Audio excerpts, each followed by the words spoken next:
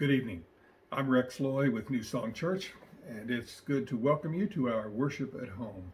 Our process during these videos is to have a brief prayer, a scripture, a brief meditation about that passage of scripture, and then to give people an opportunity to celebrate Holy Communion.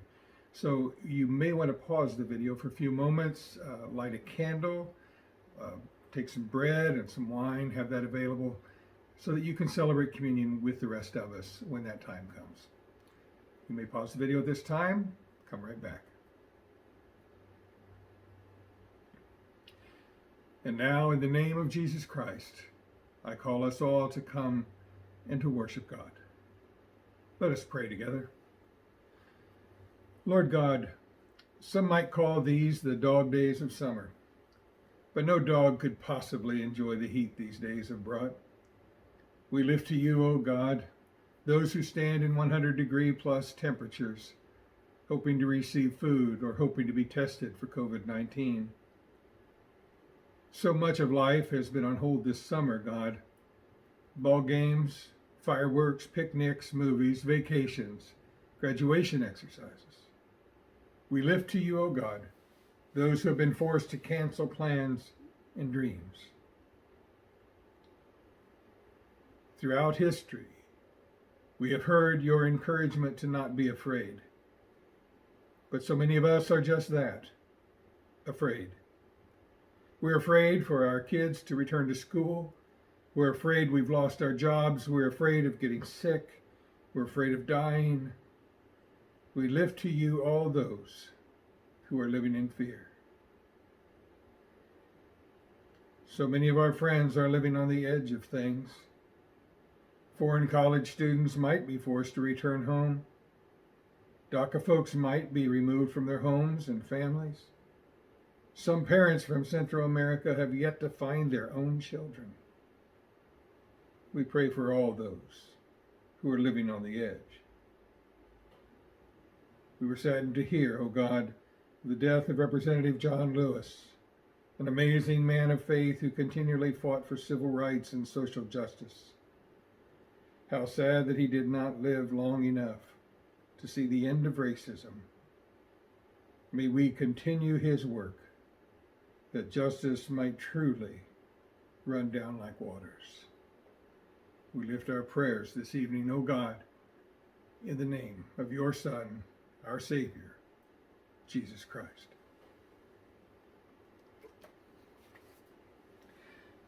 The passage of Scripture that I'll be studying this evening is from the Old Testament, the Hebrew Scriptures, the prophet Isaiah, the 43rd chapter.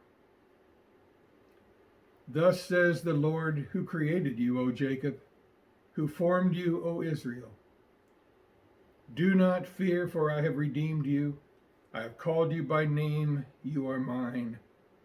When you pass through the waters, I will be with you. The rivers shall not overwhelm you. When you walk through the fire, you shall not be burned, but the flames shall not consume you. For I am the Lord your God, the Holy One of Israel, your Savior. Do not fear, for I am with you. Thus says the Lord.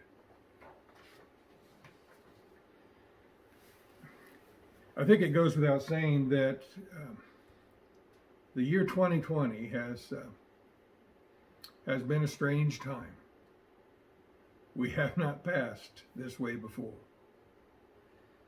Pandemics are the kind of things that happen to other people, not us. Black plague, yellow fever, cholera, polio, swine flu, Spanish flu, bird flu. Pandemics are things that happen to other people. So we turn to leaders and to scientists, and it seems that nobody has any answers. They say things like, cover your face, don't touch your face, wash your hands, you'll be fine. But it's still here.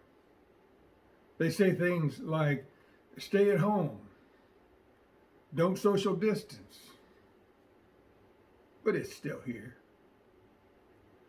Our president said, oh, it'll just magically, miraculously disappear probably by April, but it's still here.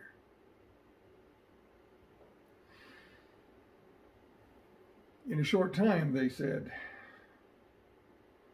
everything will be normal. And then they said,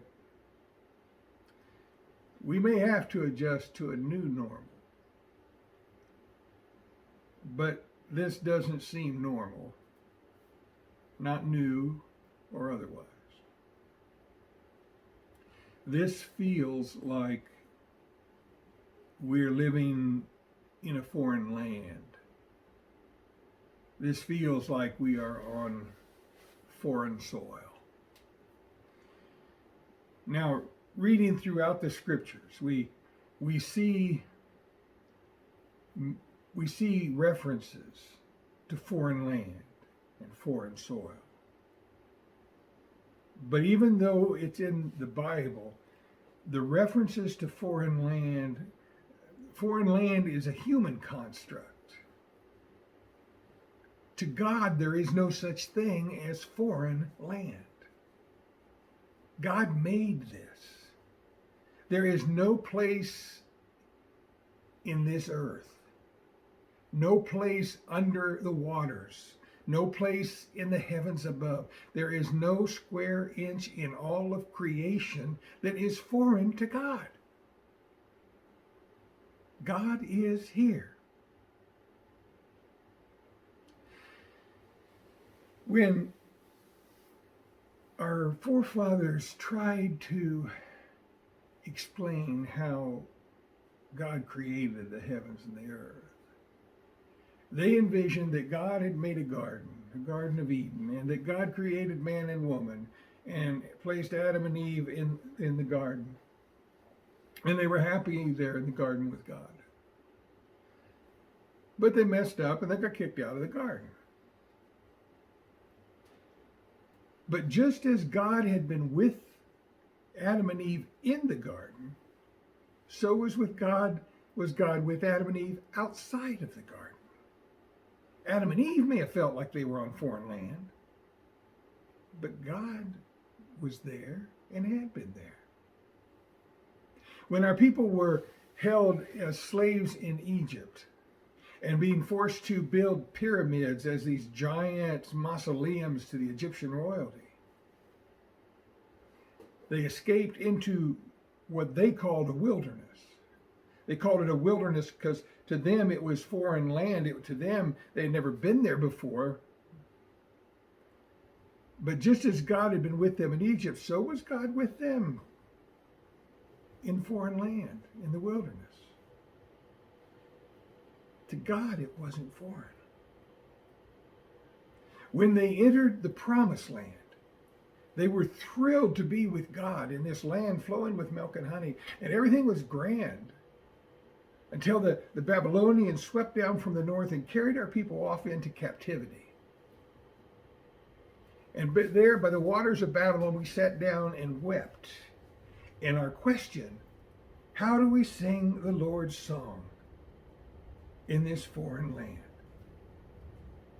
And God, in essence, responded to us by saying, this is not foreign land. I made this. You are to sing my song. And then God goes so far as to have Isaiah say to them. Isaiah says to them, you know, these turbulent waters that you're sitting down next to, when you wade through the turbulent waters, God is with you. God is still your God. If you find yourselves in the furnace of discontent, well, God is still your God. God is still with you. You know, if we can get past all the trauma and the fear of the year 2020, if we could accept the fact that we are not in a foreign land, if we could accept the fact that God is still here and that God is still God, then 2020 could be a year of phenomenal growth and change.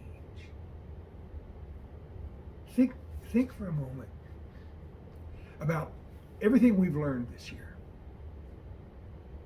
You and I are not historians, but we have learned so much U.S. history this year, so much about enslavement and entitlements and systemic and structural racism.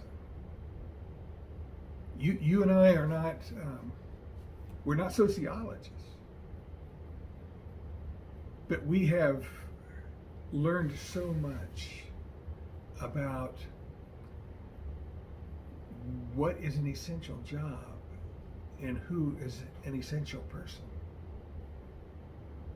You and I are not scientists. We've learned a lot this year about antibodies and viruses and antibiotics and T cells. We're not politicians either. Boy, have we learned a lot this year about voter suppression, gerrymandering, and governmental shenanigans.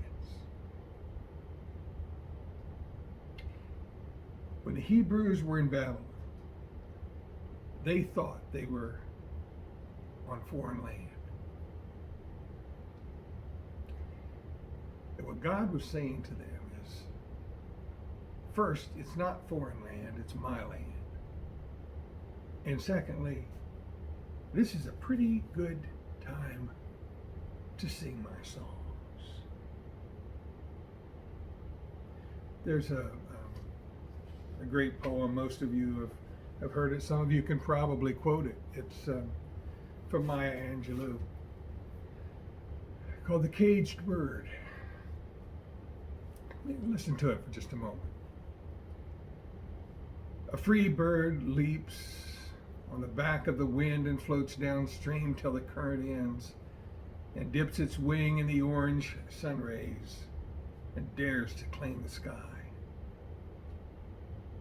But a bird that stalks down his narrow cage can seldom see through the bars of rage. His wings are clipped and his wings are tied, so he opens his throat to sing. The caged bird sings with a fearful trill of things unknown but longed for still. His tune is heard on the distant hill, for the caged bird sings of freedom.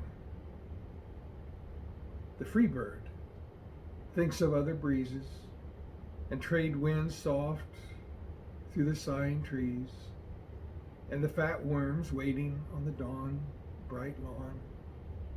And he names the sky his own. But a caged bird stands on the grave of dreams. His shadow shouts on a nightmare scream. His wings are clipped and his feet are tied, so he opens his throat to sing.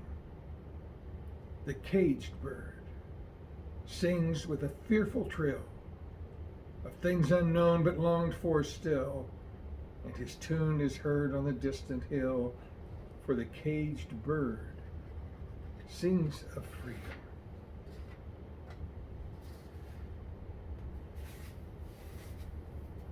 We may feel as though we are caged.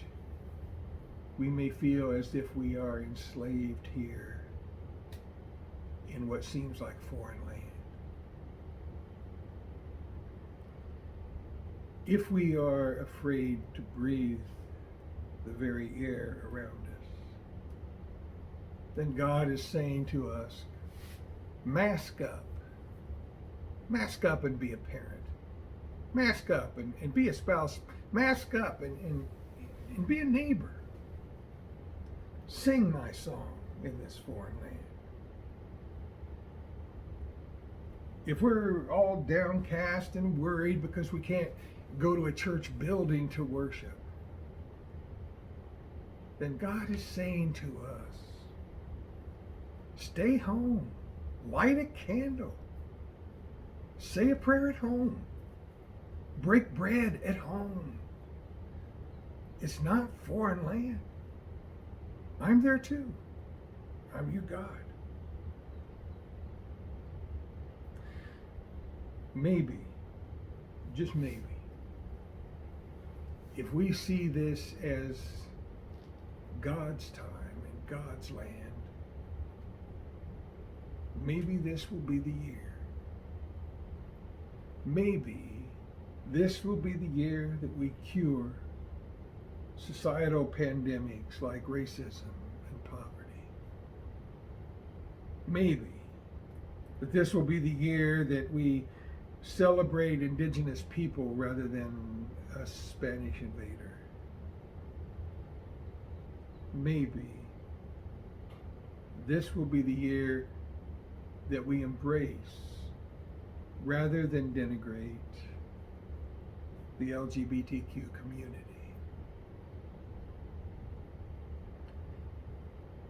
God said, if you're in a foreign land, it's not foreign to me. Sing my song. Amen. I encourage you now to take the bread and the cup. Remember with me, if you will, the night in which he was betrayed. Remember how Jesus took the bread and how he blessed and broke it and gave it to his disciples, saying, "This is my body, which is broken for you. Take, eat, do this in remembrance of me." And in like fashion, after they had eaten, Jesus took the cup. And having given thanks, he gave the cup to his disciples and said, "This cup is the new covenant of my blood, which is shed for you and for many for the forgiveness of sin. Drink ye all of this."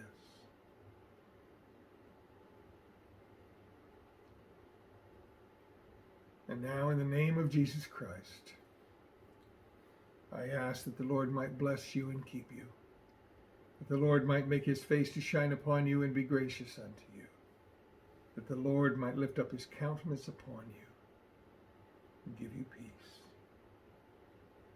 Hallelujah.